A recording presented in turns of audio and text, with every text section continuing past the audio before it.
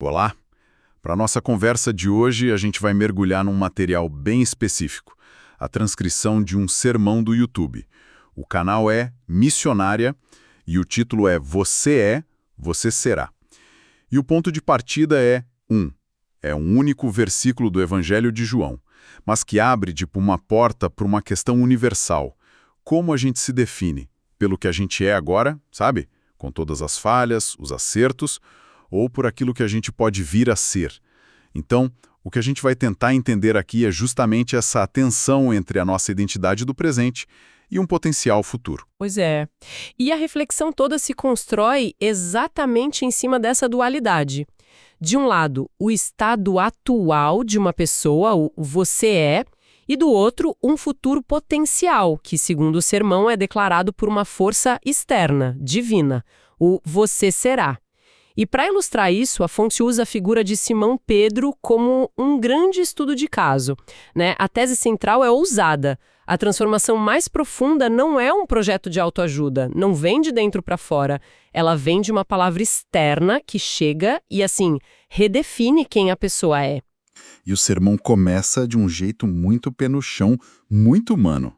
Ele pede para quem está assistindo pensar em pessoas que conhece e que representam certas virtudes. Sabe, pense em alguém bom que você conhece, alguém grato, justo, disciplinado, sábio.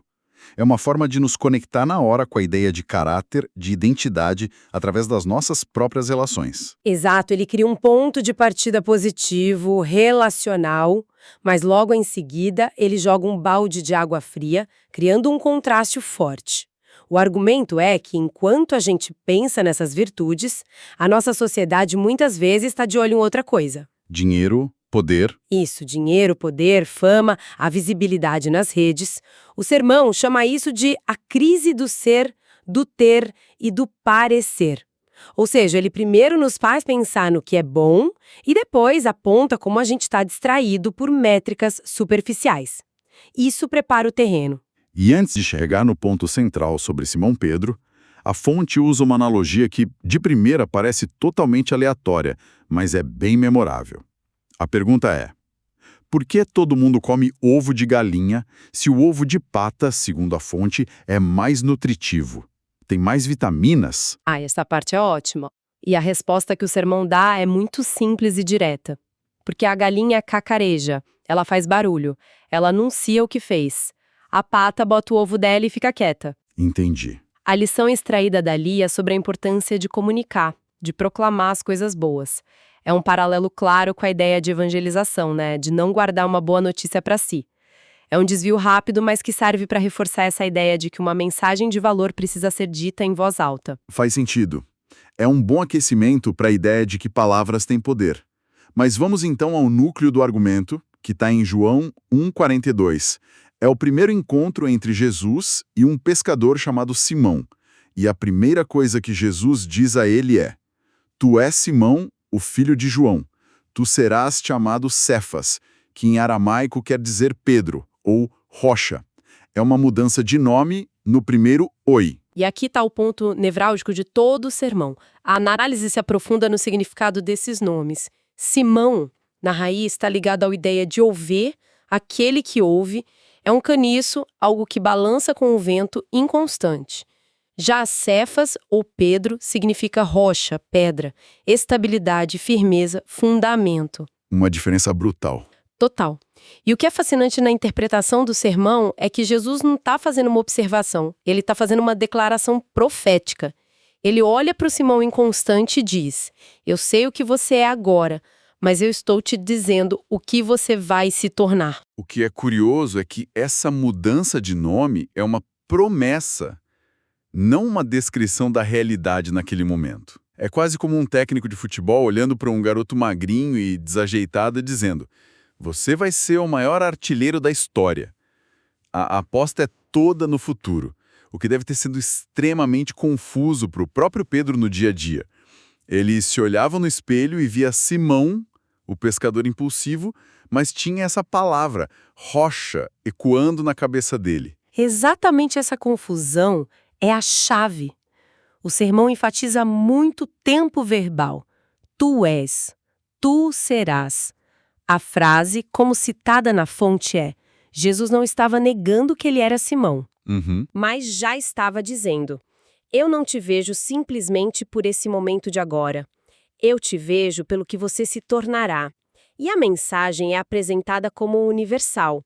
Não é só para Pedro. São citados os exemplos de Zaqueu, o cobrador de impostos, e Maria Madalena, que passou por uma transformação radical. Ou seja, a mensagem ali não era só para um grupinho seleto de pessoas já boas. E isso é importante, porque deixa claro que o ponto de partida da pessoa não parece importar para essa lógica, seja alguém virtuoso ou alguém considerado um caso perdido pela sociedade. A promessa do serás estaria disponível. A identidade futura declarada não é um prêmio por bom comportamento, mas uma espécie de ponto de partida para uma nova jornada. Sim, e é aí que o drama humano da história realmente começa. O sermão mergulha fundo na luta interna de Pedro. Ele recebeu esse nome, Rocha, mas a biografia dele nos evangelhos é uma coleção de momentos de instabilidade. Total. Ele era impulsivo, falava sem pensar, agia por emoção. O ponto mais baixo, claro, é quando ele nega conhecer Jesus 3 vezes, por medo. Onde estava a rocha ali? Isso cria um paradoxo enorme, né? Ele é a rocha, mas os evangelhos estão cheios de momentos em que ele age como qualquer coisa menos uma rocha. Como o sermão lida com essa contradição gritante? O sermão explora isso de uma forma muito psicológica. É aqui que a análise fica mais profunda. A sugestão é que Pedro vivia sob o peso dessa contradição. A luta dele é algo que, sei lá, a psicologia moderna talvez chame de dissonância cognitiva. Ele tinha 2 crenças conflitantes e poderosas na mente. A primeira: Jesus, uma autoridade em quem confio, disse que eu sou uma rocha. Certo. A segunda: minhas ações, meus medos, minhas falhas provam todos os dias que eu sou apenas o velho Simão. Viver nesse espaço entre essas 2 ideias deve ter sido uma tortura. Quase um caso clássico de síndrome do impostor, não acha? Ele recebeu um cargo, uma identidade, que ele sente que não merece e talvez vivesse com o medo constante de ser descoberto como uma fraude. A própria fonte menciona aquele episódio inacreditável, em que numa mesma conversa, Pedro primeiro recebe um elogio divino e Jesus diz: "Feliz és tu, Simão." E logo em seguida, por tentar dissuadir Jesus de seu caminho, houve a repreensão mais dura possível: "Para trás de mim, Satanás." Isso mesmo. Como o sermão ilustra, é como se ele recebesse uma nota 10 e um 0 na mesma aula. Essa montanha-russa de identidade é o cerne do dilema. Se ele é a rocha, por que continua agindo como areia movediça? É uma boa pergunta. E essa experiência de altos e baixos extremos é muito humana. Num dia, a gente se sente capaz de conquistar o mundo, e no dia seguinte, um pequeno erro nos convence de que somos um fracasso total. O sermão usa a figura do diabo como essa voz interna que, nos momentos de fraqueza, sussurra o nome antigo: Simão, você é só Simão, fraco, medroso. É uma imagem muito forte. Pensar nele ouvindo o galo cantar, depois de negar Jesus, e talvez lembrando da voz dizendo: "Tu serás a rocha." A distância entre essas 2 realidades é brutal. Então, se o esforço próprio não funciona, se Pedro continua falhando, mesmo sendo chamado de rocha, como essa transformação finalmente acontece? O sermão oferece uma saída para esse beco sem saída. Sim, e essa é a virada, o clímax do argumento. A solução apresentada é radical e contraintuitiva. A transformação, segundo a fonte, não depende da força de vontade da pessoa que está sendo transformada. Ah, é? A chave do sermão que resume tudo é: Pedro não deu ouvido para aquilo que ele era. Pedro deu ouvido para aquele que falou com ele. A fonte da mudança é totalmente externa. Então a receita não é tente mais, se esforce mais para ser uma rocha. É algo completamente diferente. A orientação citada é explícita. Não olhe para você. Olhe para aquele que fala com você. Mas isso é radicalmente contraintuitivo. A gente vive numa cultura que diz o tempo todo: olhe para dentro, encontre sua força interior, seja a sua melhor versão. A proposta aqui é o oposto. Pare de olhar para si mesmo e para suas falhas. Precisamente. É uma desconstrução da lógica do autoaperfeiçoamento. O sermão argumenta que enquanto Pedro ficasse preso no ciclo de se autoavaliar, hoje eu fui Rocha, hoje eu fui Simão, ele permaneceria instável. A mudança só se consolidou quando ele parou de olhar para o próprio desempenho e passou a confiar unicamente na palavra que foi dita sobre ele. Entendi. Não é sobre reunir forças para se transformar.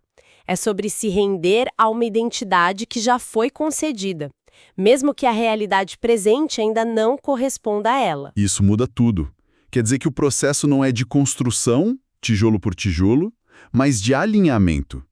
É como se a identidade Rocha já existisse como um projeto finalizado, e a vida de Pedro fosse o processo de se alinhar esse projeto, em vez de tentar desenhá-lo do zero. A obediência e a confiança dele, então, não viriam da sua própria força, mas da crença de que a palavra de Jesus era mais real do que os seus próprios sentimentos. Exatamente. A identidade precede e molda a ação e não o contrário. Na nossa lógica comum, a gente faz coisas boas e, como resultado, a gente se torna uma pessoa boa. Certo. A lógica apresentada no sermão é invertida. Você é chamado de bom primeiro e essa nova identidade te capacita, aos poucos, a praticar o bem.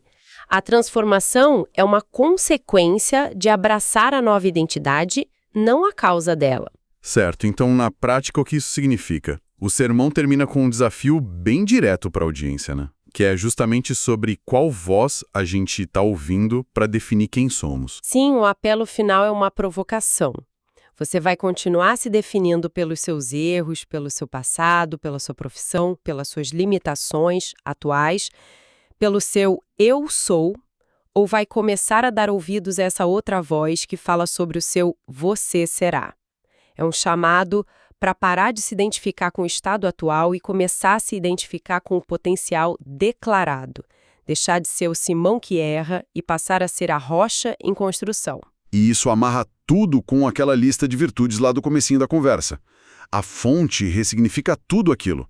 Não se trata mais de uma lista de tarefas, de qualidades que a gente precisa alcançar com o nosso próprio suor. Isso, a conclusão reformula tudo.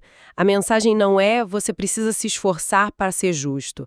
A mensagem na lógica do sermão é você será chamado justo. Não é trabalhe duro para inspirar pessoas, é você será uma pessoa inspiradora. Entendi. Ser um processo de se tornar, na prática, aquilo que já foi declarado em potencial.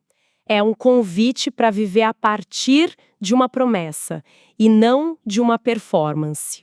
Resumindo então, a análise de hoje, com base nesse sermão, nos mostra um argumento que usa a história de Simão Pedro para defender que a identidade verdadeira, ela não é definida pelo que a gente faz ou pelas nossas falhas, mas por um potencial que uma força divina enxerga e declara sobre nós.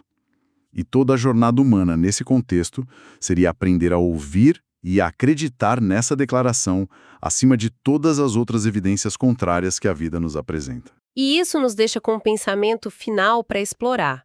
O sermão foca intensamente em ouvir essa voz externa específica, a de Jesus, para definir o nosso será.